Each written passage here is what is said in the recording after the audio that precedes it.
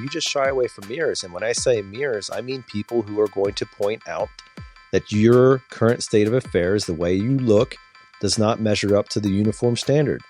And if you're not following with me, I'm not talking about uniforms anymore. I'm talking about your life. I'm talking about your role as a father, as a mother, as a technician, as a manager, as a brother, as a son, as the list goes on. Welcome to the Waste No Day podcast, a podcast specifically for and about the home services industry as it relates to plumbing, heating, air conditioning, and electrical.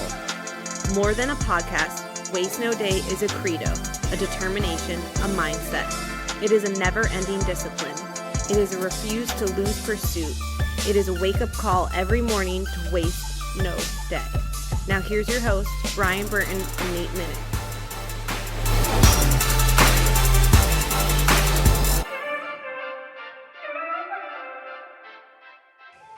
Hey, welcome to another episode of the Waste No Day podcast. Your hosts, Nate and Brian, hanging out with you again and looking forward to putting none other than a big fat loser in your passenger seat today. That's right. We're putting a loser in your passenger seat. And this episode is going to be about all the ways that you too can also become a loser. So stay tuned. We have two loser hosts for you and now a loser guest. It's going to be a good episode and we're looking forward to having a little bit of fun today, as you can tell. But before we get into that, it's time to break it down for you ourselves before we get to the meat of the content. And we're going to turn to Brian for our quote. People are strange. They're constantly angered by trivial things. But on a major matter like totally wasting their lives, they hardly seem to notice. Charles Bukowski. Wow. All right. Right at it. Here we go. Yeah, buddy. Losers, right? Losers. Loser. Move on through. The loser concept is a tough thing because when you're deep in loserdom, you don't know.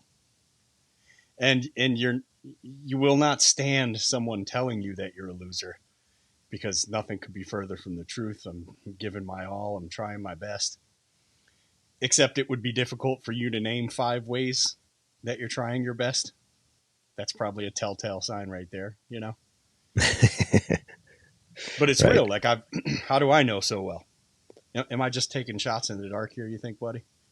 Self-examination, probably. Maybe historical evidence. I don't know. Yeah, historical evidence. I'm replaying game film in my brain of me in my teens, and then parts of my 20s, and then parts of my 30s, and so far holding strong in the 40s. But it's early. It's still early. Okay. So I'm only 44 here, going on 45 here, and end of our beginning is Q2 in 2024. So. It's the night is still young. There's still time. Okay, no problem. But I know what loser Brian looks like, and loser Brian would fist fight you for calling him a loser, right? But winner Brian, that's like giving it his all and throwing my best at everything and trying to develop. Not trying as in I talk about it, but like has a game plan for development in every aspect of my life, or what we would call the 4 F's. Family, finances, faith, and fitness. Have a game plan for these things where I'm improving. And if you tell me I suck at one of them or all of them when I'm like on my game, I'll be like, yeah, I know. I know. I'm really trying to drag this part up, But when I'm like steeped in loserdom and I'm super defensive, and if you tell me right. Yeah, I suck at one part of my life, I'm like, you don't know what I've been through. You didn't grow up in Detroit. Or you knew your dad. Like, you just get all dukes up and ready to go. Absolutely. And that's something that I think is common nature to everybody, regardless of whether you consider yourself a loser or not. When somebody starts pointing at areas of weakness or areas of, we'll call it concern, if you will, where you're at least less than confident than the average bear, I think it's natural for us all to become defensive.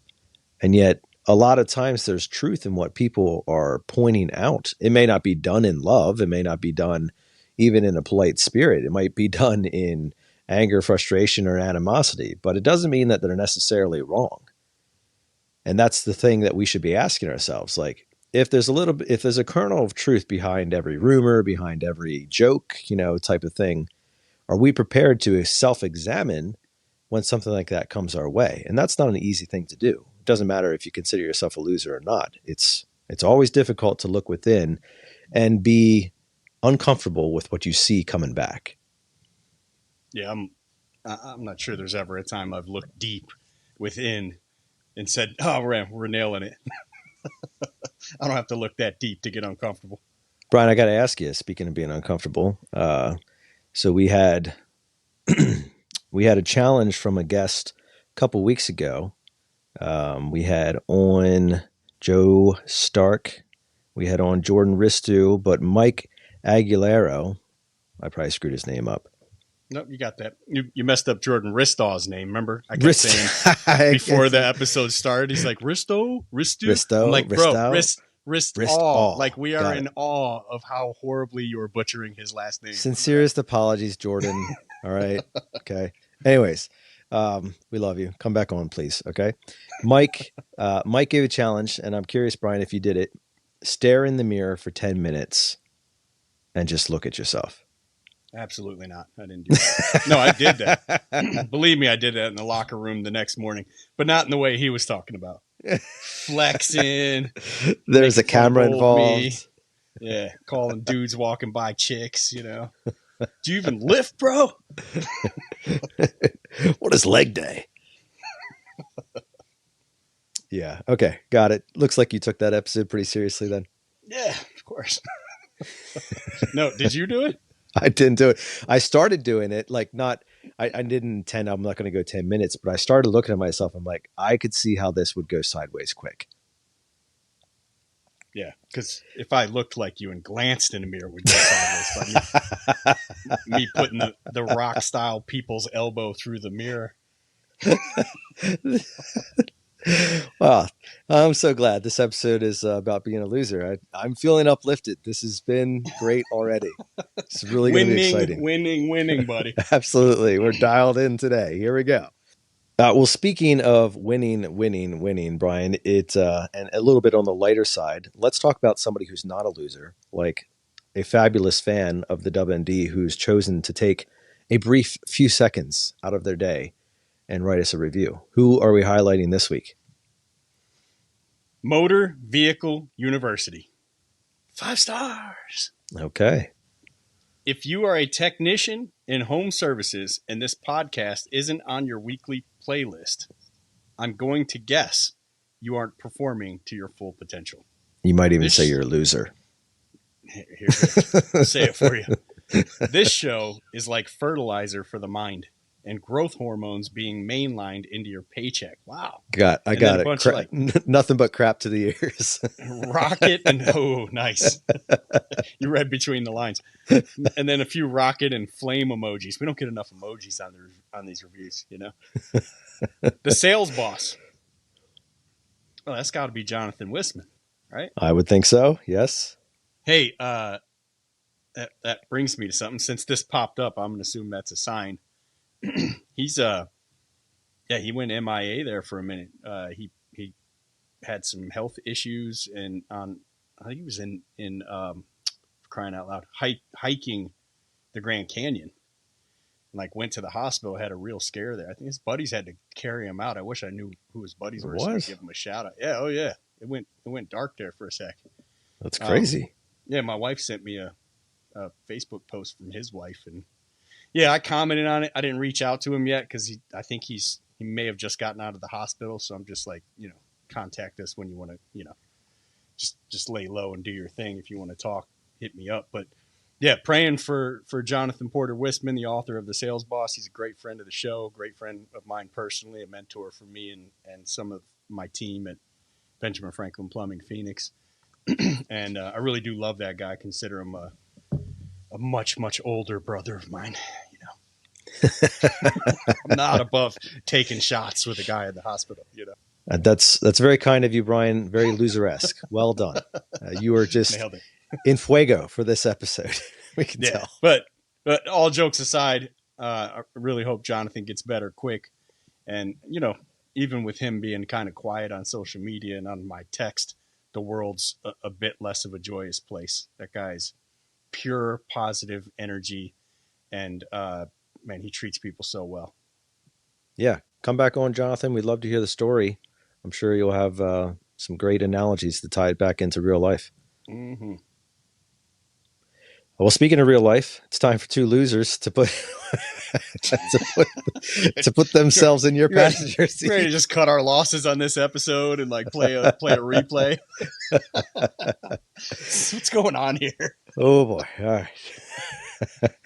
Okay. Well, in all seriousness, it is time to put a giant loser in your passenger seat, and we're going to do that right now.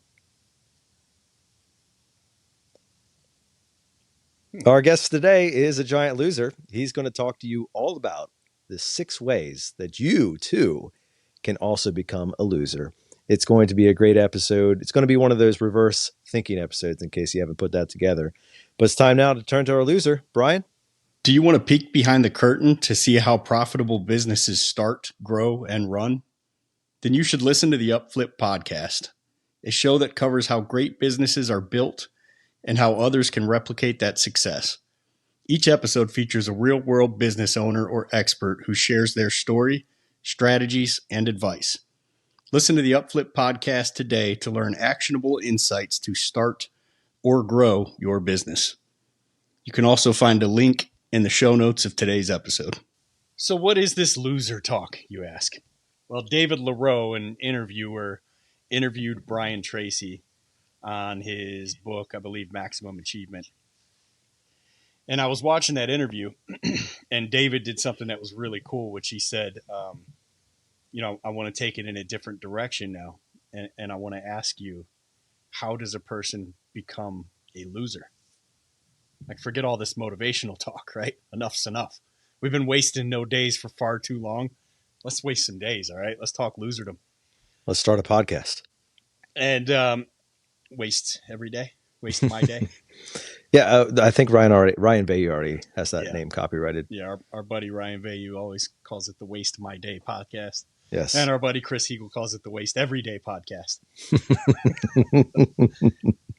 Both of them, quote unquote, watch the show occasionally that has no video as well. Yes, absolutely.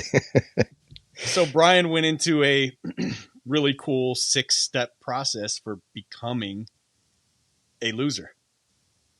And I thought, what better way to go into one of our guest list episodes that, 79% of our voters voted to have an episode with no guest every 4th episode.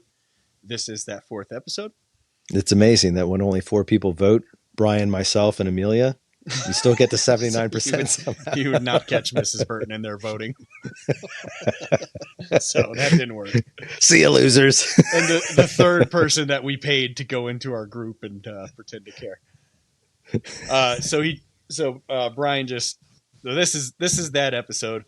And Brian Tracy is a massive mentor of mine that has only met me one time and would not remember that because it was at Tom Hopkins sales boot camp in 2006 or 2007. But he has also been on the show. I want to say it was December of 2023. December 4th, 2023. All right. So now I call him my friend Brian Tracy because, we've had long, in-depth conversations to the tune of about 45 minutes once. And I rewatched this interview. I had seen it before, but I really love this interview. And I love the book. The book is just so profound. So Brian just quickly rattled off his 6 steps for becoming a loser. I thought we could shoot those out and break them down a little bit. And you, the listener, the tech, the salesperson in the driver's seat, will have to do your own math on working that backwards to make sure that you're becoming a winner, right? So number 6, only do the bare minimum at work. Never go the extra mile.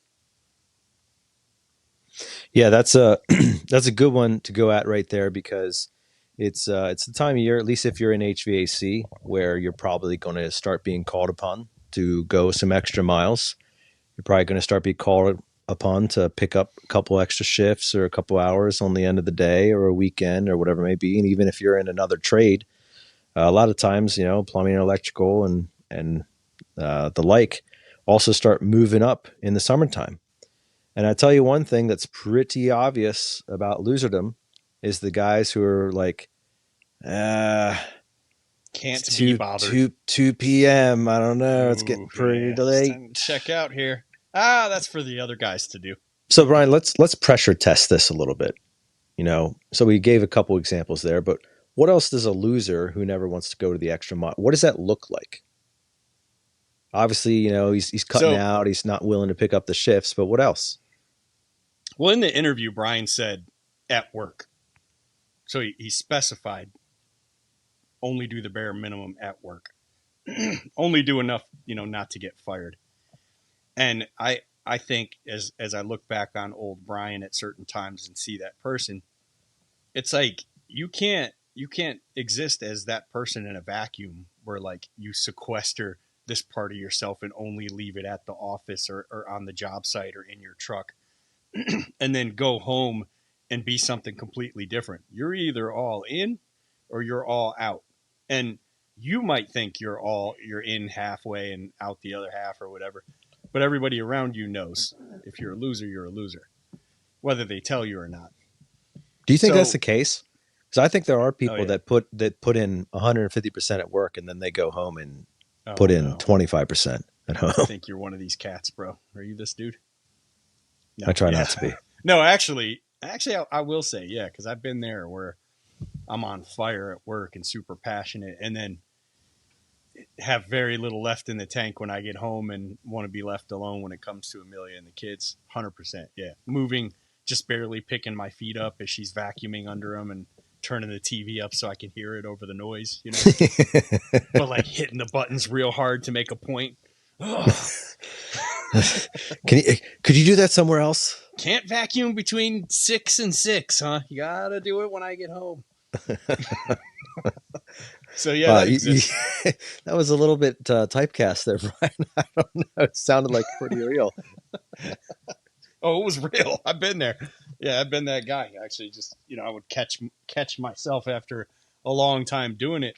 And the problem is like when I'm like that, again, steeped in loserdom, I don't want to hear it. So if Amelia brings it up, it's like whatever. You don't know what you're talking about. You don't work as hard as I do, that kind of thing. So yeah, that's not just a work life thing. That's a home life thing too. It's just be all in, the be where your feet are, be present. Like everybody in your life deserves the same amount of passion and energy. Don't they? And if they don't, why are they in your life? I mean, yeah, I would actually venture to say, like from my personal opinion, the people in my home deserve the best. They deserve the best that I have to offer. Well, I'm not disagreeing with that, but I will say that that's not to say that they deserve more energy than what you do for a living. Because for me, if my 6-year-old, she wants me home. She hates when I go to work. I leave for work before she leaves for school. If she's up, she hates it. When I get home, she flies to the door for the hug. And if I have to leave her, I'm going to leave her for a third of the day, at least. I better be giving it my all to accomplish the mission that I'm setting forth to do, which is earn, right? I better be giving it my all. I'm out there to earn a living, to bring home the bacon, but also bring honor and respect home to the family and for our names. And so, yeah, you better be given the same amount of energy everywhere. Yeah. And so, I mean, to kind of put that on the flip side. So while a loser doesn't go the extra mile, a winner perhaps even looks for places to go the extra mile, to put in the extra effort, to outshine the competitors, the other people around him. Sure. Yeah. At all times, trying to figure out how you can do it better, right? Absolutely. And this thing where it's like, competition is so frowned upon here lately. And I don't really jive with that so much. Like, I don't like the level when you get to that level of competition where you're somebody who's trying to do the same thing as you in your field is your mortal enemy and they've got to die. Like I'm not with that for sure, but I'm not with, I can't see someone doing a little better than me and go, well, if he or she can do it, I can do it. And let me pick my game up, because if they're going to run the 40-yard dash in 4.2, I want to run it in 4.1. So what do I got to do? I wear some tighter clothes, lose a little weight, hydrate Please, more no. the night before. No tighter clothes. We're good. I'm not even wearing a shirt, so why are you? Oh, you're telling me not to put clothes on. I got you. You want me? I'm just gonna flex some more for Nate. There you go, buddy. There you go. Thank God, this is not a video podcast. That's all the listeners need to know. Anyways, speaking of losers, Brian. So moving on from number 6 to number 5, what else does a loser do? If you want to be a loser, make darn sure you have 0 goals for the future. Ooh. Well, for a podcast who speaks often of goal setting and KPIs and the idea of pursuing something greater, bigger than you currently have or are, that one strikes right in the face. Yep.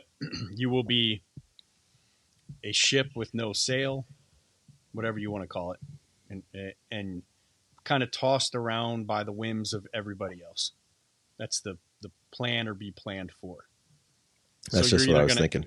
You're either going to have goals, or you're just randomly, periodically going to be part of everybody else's goal.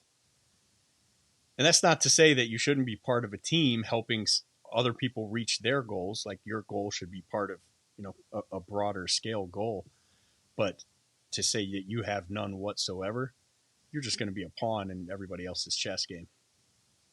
So why do you think people do that, Brian? Is it out of ignorance? Is it out of laziness? Is it out of lack of confidence? Is it out of rebellion?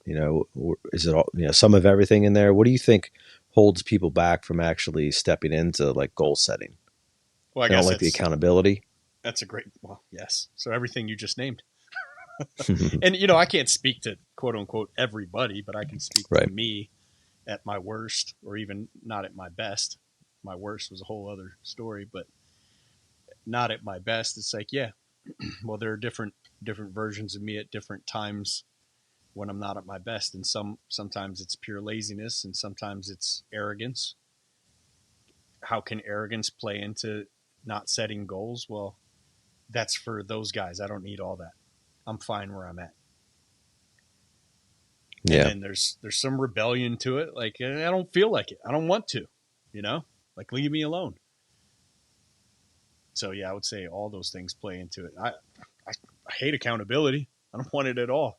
We talked about Jonathan Porter Wisman on the intro. This guy's a huge accountability piece for me. He came to our shop like here in Phoenix right when I took it over, and he just sat through one of my trainings, which is just crazy because he's got like all these businesses going on, and he's a super successful dude. But he's just like, yeah, I'm gonna come and hang out in one of the trainings. Watches me train, mind you. Brian, the author of the sales. Oh no, wait a minute, that was him. And then he gives me pointers on it. But then one thing he says is like, he said, I wanted to talk to you about your uniform standard for the team here, because I think I'd been in there a month, maybe a little less than a month. But he said, I could see by everybody walking in that you don't have one. So, yikes.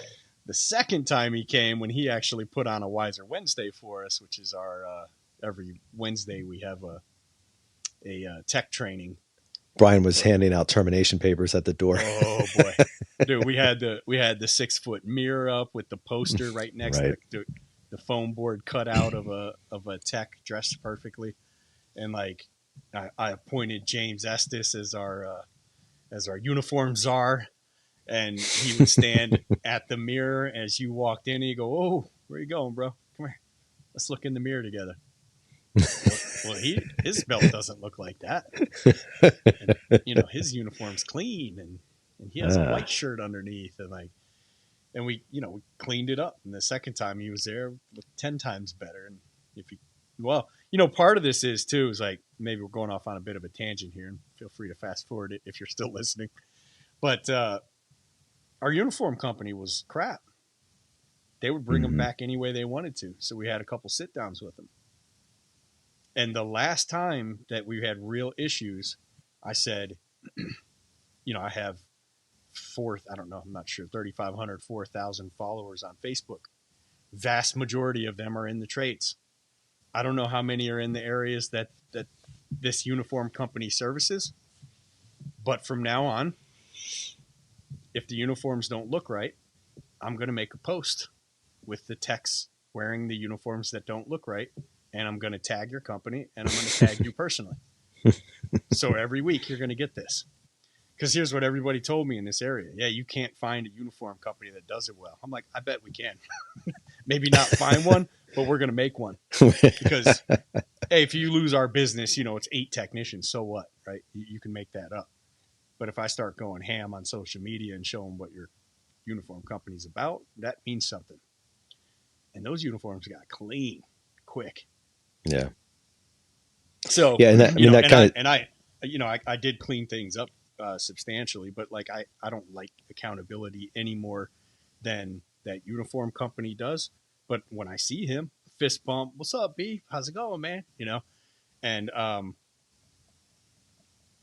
when I see Jonathan, when Jonathan just swung by a month ago, like stopped in, I'm like, I would have freaked before about that, right? Like, oh gosh, guys, tuck your shirts in, but I don't have to now because we have a deputized uniform czar, and he's walking the streets of Scottsdale every morning checking everybody's uniform, so I know the uniforms are in good shape. So it's just little levels of accountability that, yeah, when you're in a loser mindset, you don't want that. You run from it, you hide from it.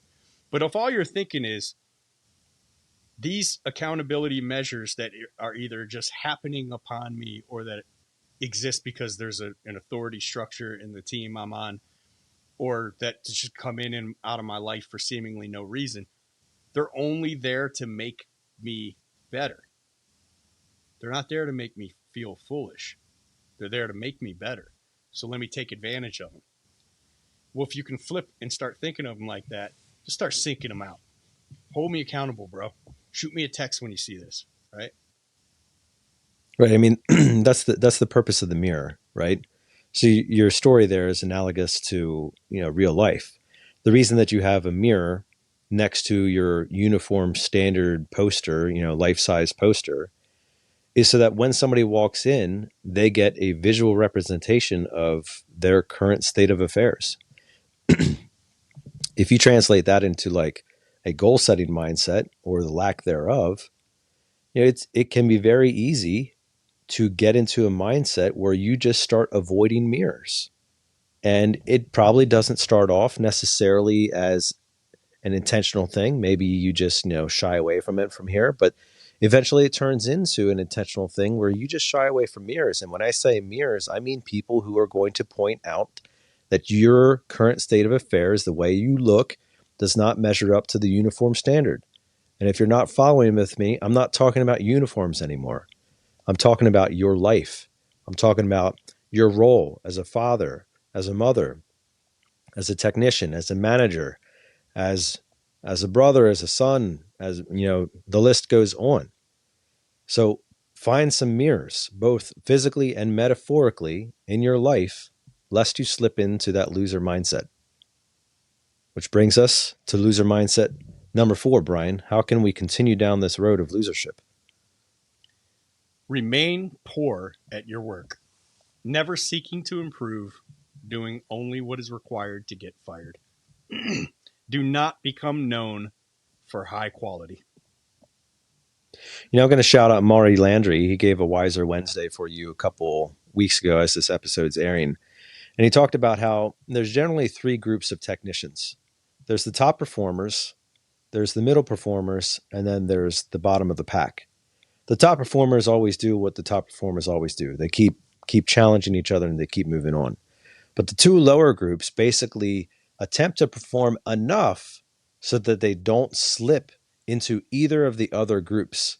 They don't want to perform up and therefore have to remain in some level of expectation, but they also don't want to slide down and get on somebody's radar in terms of like corrective action. And it's that mindset, that just enough to get by mindset, that really drives home a loser attitude, and that can quickly turn into a loser performance. And will. Actually, it almost seems like number 5 and number 4 can kind of run together a bit, because you're going to be poor at your work if you don't have goals of getting better, right?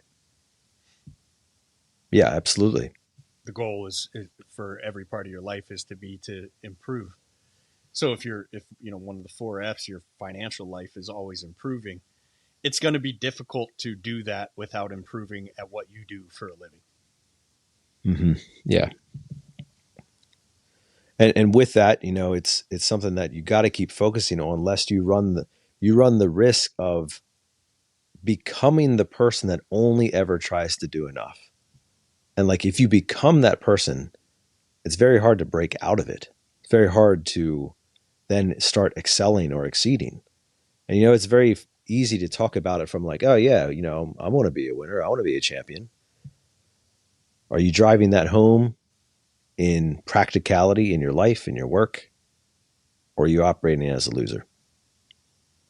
We're halfway through. Time to take us to number 3, Brian. Number 3.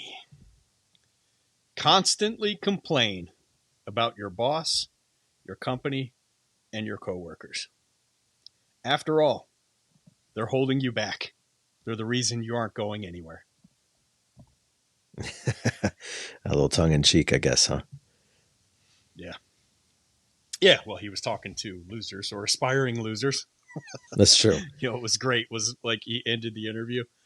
David LaRoe is a French dude or French Canadian, real strong French accent. And he's like, thank you. You should write a book. I think this is wonderful. I will apply this. He was cracking me up. Yeah. And I mean, think of what he's talking about there is something that I've looked into a little bit before, and that's the victim mentality, where everybody is against you, the world, the man, your boss, your spouse, your dad, everybody's against you, and it's all their fault. Yeah, and this is you're complaining about your boss. If we're really firing on all cylinders, and I'm not saying I am, but I want to. If we're really firing on all cylinders, we don't have time to complain. I mean, and look at the whole Stoic philosophy. It's like you don't complain. What was it? Marcus Aurelius who said, "If the pain," or maybe Seneca, if the pain is bearable, bear it and stop complaining about it, whatever it is. Complaining is such a weakness. I mean, it sickens me in myself. Because why is that? When you complain, where is the error in that way? Well, I think, I look back on my days or my conversations or things that I said throughout the day or last week or whatever. And when I get really grossed out at myself, it's almost always that because I was complaining about somebody or some circumstance. And for me, I feel like I'm just dishing out excuses when I do it. Like whatever it is, I should be past this already. But here's the person who's the reason that I'm not. Yeah, and so it's partially a victim mentality, and I think, somebody said something. I was listening to a podcast a while ago, and they said something that kind of hit me between the eyes, and it was basically like, some people would rather whine than win, right? And it's like, oh man, why? Because it's easy to pontificate about how you want to win, but it's a whole lot easier and, dare I say, more satisfactory to sit at the water cooler and whine, as opposed to getting out there and doing what it takes to win. Yeah, which is play. You got to play Brian, the game to win. You don't understand. I can't win. They won't pitch the ball to me. They won't play the game. All these things. Okay.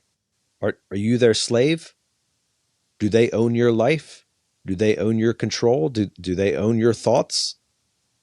Like, are you indentured to them in some way? If the answer to that is no, then what are you going to do about it? And that's really what it comes down to. Complainers find a way to just sit back and destruct things. Winners find a way to sit back, to not sit back, to go out and construct things. Yeah, buddy. Yeah, the winners, the people you really want to be around, that energy, they spend very little time complaining. I'm talking about my man Brad Kulovitz here from our shop here. This dude is all electric energy. It's like, hey, nobody has a first call today. Ah, man, the crowd murmurs, including me. But there are a few 10 to 1s, and Brad would be like, heck yeah. All right, I get one of those, right? I'm getting enough work on it for everybody. Like, that's just him. You cannot get this dude to say a complaint.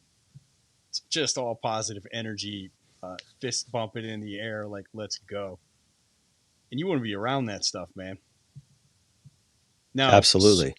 Change gears and think of the person in your life or a person you've known who had a problem for every solution. And think about how much you wanted to be around that person. And now see that person speaking every time you start complaining.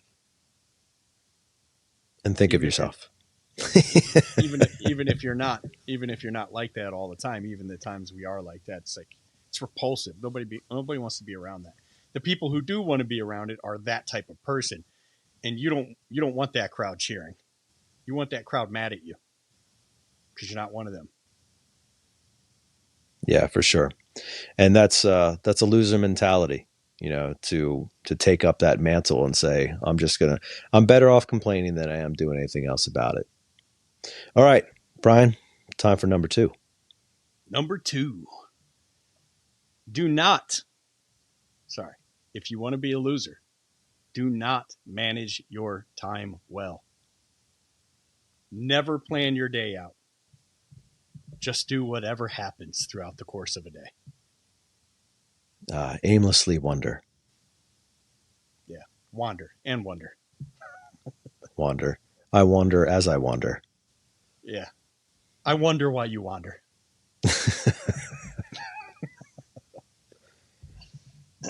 Right? Easy to agree with. Is that like, yeah, if you plan here's the thing. What do they say?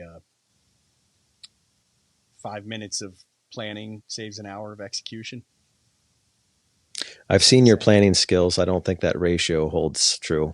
All right. 5 minutes of planning adds an hour of execution. Certainly for somebody else in your organization. Oh yeah. Nate loves my planning skills. It's just like, like we just go. I'm like, oh no, he's going into a truck tomorrow. Nate's like, I don't have an iPad for him. I don't have a phone for him. And we don't have a truck for him. And I'm like, figure it out, bro. He's going in a truck tomorrow. Like, we got to go. Well, I mean, what we're talking about here is like, the aimless drift, right? I mean, it's going around and basically not managing your time well and never planning your day. And you can say, oh, Nate, I'm like a spontaneous free spirit. Whatever the wind blows my way, I just catch the breeze and I go with it. Okay. And where does it take you? Does it always take you to a place you want to go? I mean, you can't always control where you end up, but you can sure put a map in front of you and drive the right roads. Yeah, and that's a much better plan. Having a plan. It's a much better plan than not having a plan. And planning your day might just be like,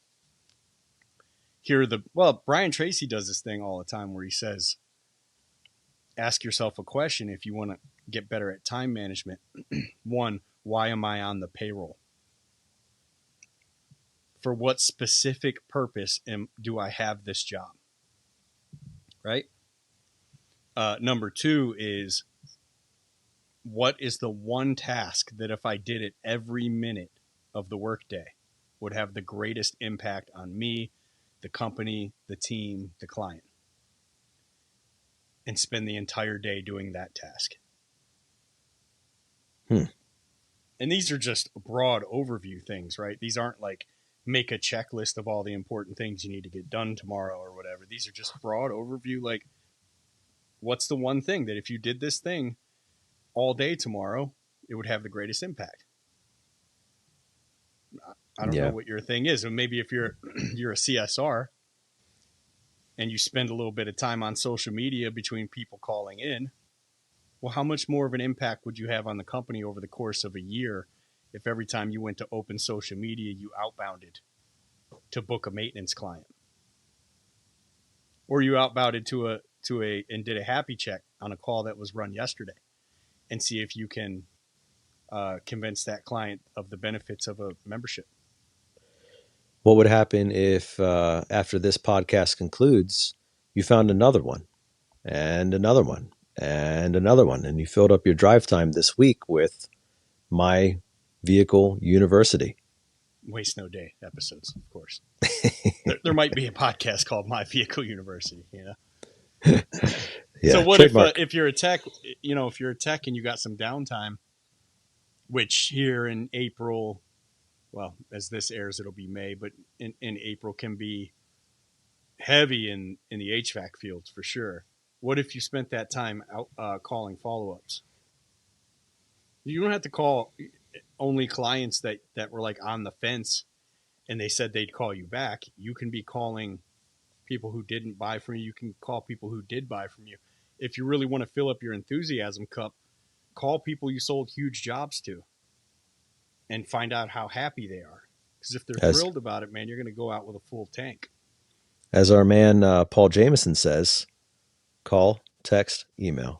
Call, text, email. Call, text, email. Yeah, get a hold of them. As our man Tom Hopkins says, follow up, follow up, follow up until they buy or die. All right. What do you have to lose, man? You're just chilling, right? It's a fine point. Go get tougher. Love it. All right, Brian, we are almost a complete loser at this point. What is the number one way to dial in our losership? The number one way to become a loser is to be critical. This is the fastest way to destroy a human relationship. So really lean into this one. You'll never have good friends. You'll never have good relationships. Your spouse and children will never be happy, and nobody will truly like you. End quote. That was all Brian Tracy. That one's it's tough to swallow because I feel that in me. I do have a critical nature to my yeah, what? Yeah. So one thing that I've tried to instruct my children in recent years here has been, I ask them the question anytime that I hear something negative coming out of their mouth, and I ask, what do we use our mouth for? And they all know by now that the proper answer is to speak words of truth and words of life. But Dad, what I said is true. Okay, it may be. But if it is not balanced with life, it's going to come off as legalistic. It's going to come off as devoid of grace. It's going to come off as a dictator. And so it is a balance of both truth and life. That is, that's the power that the tongue has. The power also has the tongue to curse, which is really where the criticism comes in. I'd really like to scale down on the speaking of truth from depending on where you're at in the quote unquote corporate ladder. You know what I'm saying? You're a part runner, an apprentice. You got no business quote unquote speaking truth to your superiors. You don't. Just pipe down, knock it off. Stop being critical. Stop thinking about negative things, man. If you don't like the way somebody does something, like, so what? Take the good from them, leave the bad out, and find that in somebody else you're learning from. But it's really not anybody's job to run around being critical. But he's talking about in the workplace first and foremost, more than anything. It's like the people who, again, find a problem for every solution. As Joe Rogan put it, the I can't catch a break guy in that awesome 4-minute video. It's all just, keep that person away from me. Here's why everything is terrible and everything sucks. And that's all you hear out of this person. Whew. You got to really push away. If you have that tendency, and I have that tendency, you've really got to walk around catching yourself and whipping yourself. And man, the best way to do it is find people to put around you that will hold you accountable for it. If I start complaining, or as Stephen Covey would say, confessing my boss's sins, check me, like shoulder ram me. Dude, stop. You got to knock it off. You're trying to accomplish something. How's this helping you accomplish that? Like picking people apart. You get really skilled at it, and it feels great, right? Even if you're not like, I'm going to put them down to stand taller, it just feels great to sit around in a circle and talk about how, somebody, especially somebody in authority, doesn't do something as well as you might do it, But that person's in that position for a reason. Just scale it back and see what you can do to help. But more than anything, you're hurting yourself when you're talking like that.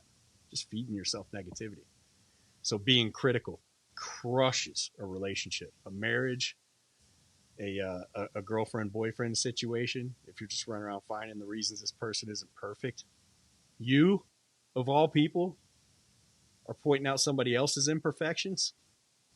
Yeah, you in the driver's seat, I'm talking to you. No, I'm actually looking in your rearview mirror right now. I pointed it at myself. I've just reached up there and twisted it a little bit so I can see me. Yeah, Mr. Least perfect person on the planet, but I'm highly skilled at pointing out the flaws in others and the imperfections and being super critical. And I've gone through these waves where I did it at home, and like people just kind of roll their eyes when you walk in the room. And sometimes you notice it and sometimes you don't. But man, when you come out of it and you get on the other side of it and you just make a covenant with yourself, I'm not being this critical person anymore. I'm going to speak with appreciation. Like I'm using gratitude as my weapon from here on out. Then all of a sudden, when you walk into the room after a nice long stretch of it, hey, by the way, don't start announcing to everybody that you're going to do it. Just do it. Now, if you want accountability, then grab someone and say, hold me accountable to this. But don't start telling people you're going to do something like this, because it's the same to your brain as doing it. Bragging about something you've already done is the fastest way to not do it. So don't tell anybody except an accountability partner. But when you come into the room all of a sudden and you've been doing this gratitude thing for a while and the room lights up, you're like, oh, I hadn't even noticed it didn't do that anymore. Well, that was crappy, but you're on the right track now. So walk in gratitude, not criticism. That harkens back for me to our days of recording in the basement, Brian, in the phone boxes. And I can't even remember what episode it was anymore, but you brought up the fact that, when you call somebody and they see your name come up on that screen, are they like, I want to take this phone call, or silence and no thank you? And if that's you, there might be a reason behind it. Yeah, so I always said that I felt like part of my job was that if any of my supervisors or authority see my name on the caller ID, that they should be like, oh, heck yeah, I want to answer this phone, right? Not, oh, gosh, I just don't have the energy right now. Why? Why would they say the other thing? Because I'm about to give them some energy, right? Like Brad does for me. Every time I talk, yo, what's up, baby? Hey, what's happening, bro? You're 0 for your last 3. Oh, man, that was nothing. This next one, I'm knocking it out of the park. Like that's this dude, right? And that's got to be you. So when people see your name come across that phone, your job is to make sure they want to answer the phone. Doesn't mean they always can or always will, especially me. So call me less, text me more. But then when I answer the phone, regardless of how I'm feeling, how do I answer the phone? What's up, man? Yo, what's happening? Doesn't matter who it is. Doesn't matter why it is. Well, yeah, it does matter. If it's the call center for the 42nd time in an hour for a stupid question, it's going to go dark, or a telemarketer. But if I know who it is, man, I programmed myself to do that a long time ago. Like I don't know, 15 years ago or whatever. And now I don't think about it. It's just, this is how I answer a phone. Actually, you know what's funny? I don't do it with Amelia as much. I'm just like, hey, what's up? But I'm going to get back. You've turned into a loser. Yeah, this is true. A relationship loser. Yeah. Well, speaking of that, if you've gone 6 for 6, you are now a certified loser. Congratulations. Yeah, you did it. We knew you could do it. Sparkies. We knew you electricians could pull it off. Hey, you guys were starting on third base, that's for sure. Brutal. Now, hey, if any one of these 6 spoke to you and you saw yourself or heard yourself in some of the commentary, or specifically in the 6 ways to become a loser, there's hope for you, man. This doesn't have to be the certified loser episode with no turn of events. There can be a repentance. There can be a change, and you can do it. You're here. Well, that's a wrap for this episode. We hope that you enjoyed the time spent with the losers. Thank you to Brian Tracy for providing some context for our conversation today, and thank you for listening. We really do sincerely appreciate it. It goes without saying, but we will say it. Thank you very much for taking the time to not only listen, to support, but of course to actually apply these principles, the concepts that we talk about on a weekly basis into your lives to become better. That's one of the big reasons we do the show, is because we want to hear, we want to apply, we want to do, and we want to learn from each other so that we can all become better. And then we want to hear about it and celebrate it and lift each other up and say, man, that's freaking awesome. We love it. So let us know your stories of success. Let us know how you've repented of being a loser this week. Share this with a couple losers that you know in your circle. Let them know that they too can repent from being a loser and can turn into a winner. And let us know how that goes. For now, though, we want to choose to leave you with the same challenge that we do each and every podcast, each and every week. And that is to choose to wake up each and every morning and waste no day.